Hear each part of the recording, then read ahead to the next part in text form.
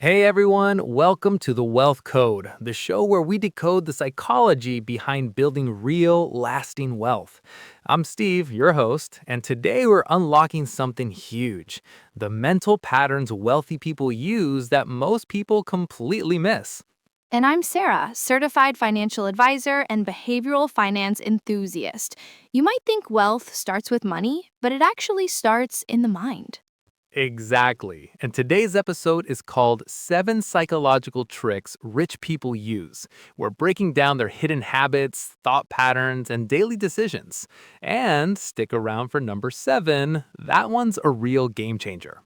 Yeah, that's the one that separates the pretenders from the players. So, over the next 12 minutes, we're decoding millionaire psychology and giving you some steps you can use right now. All right, let's jump right in. Trick number 1. I'm guessing we're starting with a classic, right? You got it. The first psychological trick is delayed gratification, probably the most fundamental wealth skill there is. Remember the Stanford Marshmallow experiment? The one with the kids and the marshmallows? Yes, researchers offered kids a choice: one marshmallow now or two if they waited 15 minutes. Years later, they found that the kids who waited did better in life: higher SAT scores, better health, and yes, higher incomes. So you're saying wealthy people basically just think long term? Pretty much. Wealthy people are constantly trading short term comfort for long term gain. They resist the temptation to spend and invest their patience instead. Whether it's letting investments compound or reinvesting business profits, they understand that patience literally pays dividends. I like that. Patience as profit. I guess that's why so many people struggle. We live in a 2 day shipping world where waiting feels like losing. Exactly. But every dollar you don't spend today has the potential to earn more tomorrow. The ability to delay gratification is what separates wealth builders from wealth chasers. So, what's a practical way to practice this? Simple. Create a pause rule. Whenever you want to buy something non essential, wait 48 hours. Most impulses fade, but authentic needs stick around. I love that. 2 days between you and a decision. Easy but effective. All right, let's move to trick number 2: abundance mindset. I've heard this phrase thrown around a lot. What does it actually mean? Great question.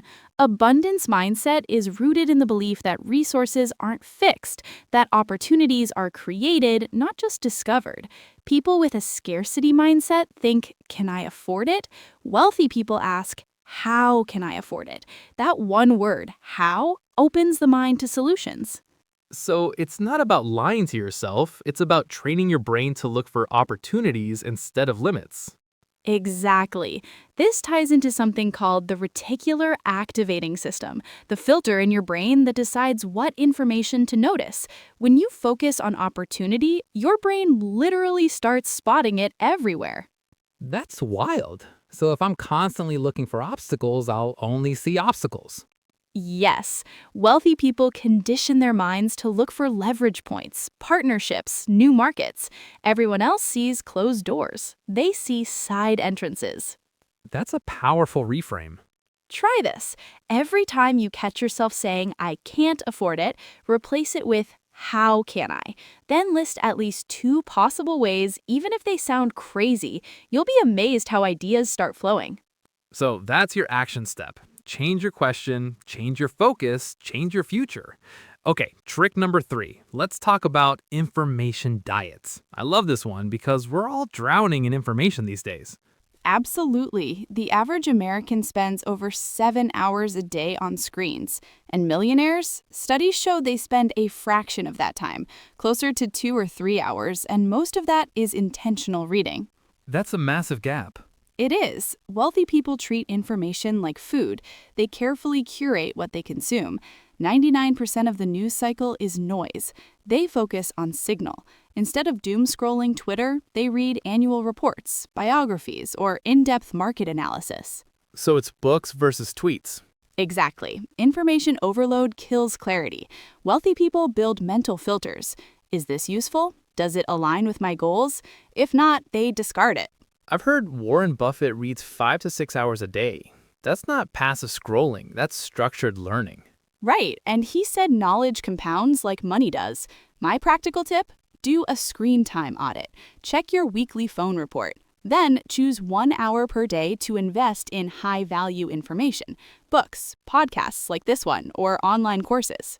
So treat your attention like a budget, spend it wisely. Exactly. Time and attention are your most valuable resources. All right, moving on. Trick number 4, identity-based decisions. This already sounds psychological.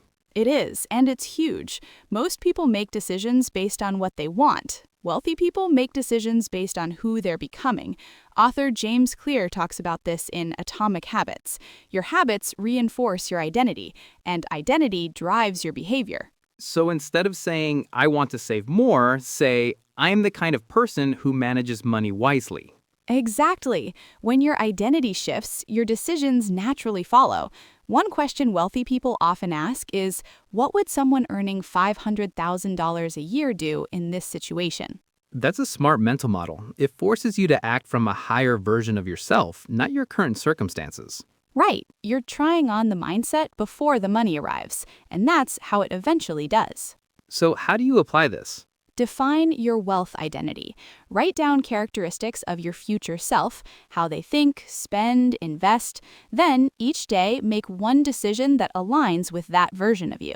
I like that. Becoming before achieving. Trick number 5. Let's talk about risk, because not all risk is created equal. Right. Wealthy people understand the difference between gambling and calculated risk.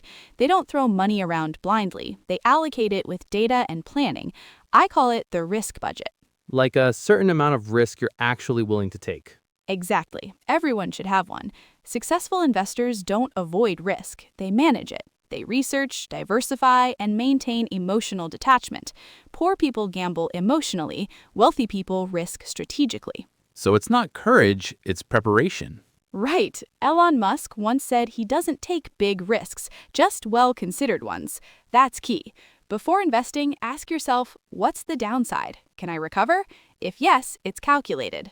That actually makes risk feel less scary, almost mathematical. It is. Here's the move. Create a risk journal. Write down every major decision you make, the pros, cons, and expected outcomes. Train your brain to evaluate risk rationally. Turning fear into data, that's a wealth superpower. Trick number 6. This is your favorite, isn't it? Oh yeah, compound obsession. Wealthy people are obsessed with consistency, small improvements that stack over time. You mean like the 1% better every day idea? Exactly. If you improve just 1% daily, by the end of the year, you're about 37 times better. That's the magic of compounding. Not just money, but habits, knowledge, relationships. That's incredible. Warren Buffett said, the best investment you can make is in yourself. And he lives it, reads 5 hours a day for decades. That's compounding intellect. So everyone wants exponential results, but skips the boring part, daily discipline. Right. Wealth compounds quietly. One of my favorite sayings is consistency beats intensity. You don't have to run a marathon today, just put on the shoes every day. So how do you start compounding without feeling overwhelmed? Pick one area, finances, fitness, or learning, and focus on gradual progress. Just ask yourself, what's my 1% today? Over time, small wins become unstoppable momentum. I love it. Slow is smooth, smooth is fast. All right, trick number 7, the grand finale. You promised this would be the game changer. Yes, it's called strategic discomfort, and it's the secret ingredient that separates pretenders from players. Sounds intense. It is, because comfort is expensive. Wealthy people deliberately lean into discomfort, whether it's having tough conversations, public speaking, or launching new ventures. They seek growth through challenges. I feel like every major breakthrough happens just outside the comfort zone. Exactly. Your comfort zone is a wonderful place, but nothing grows there. I always say comfort is silent failure. A lot of people pay a hidden price for staying safe. Wow, that's a harsh truth. Successful people understand that discomfort is profitable. They see fear or pain as a signal, not to run, but to engage. Think of it like working out. Resistance builds strength. So, how do you train for discomfort without burning out? Start small. Take cold showers. Speak up in a meeting. Invest in a skill that intimidates you. With repetition, your tolerance for uncertainty and opportunity goes up. So, basically, wealth gets built one uncomfortable decision at a time. Exactly. Today's discomfort equals tomorrow's growth. All right, let's recap. 7 psychological tricks used by the wealthy. 1. Delayed gratification. 2. Abundance mindset. 3. Selective information diet. 4. Identity-based decisions. 5. Calculated risk-taking. 6. Compound obsession. 7. Strategic discomfort. Every single one of these is a mindset shift, not a wallet shift.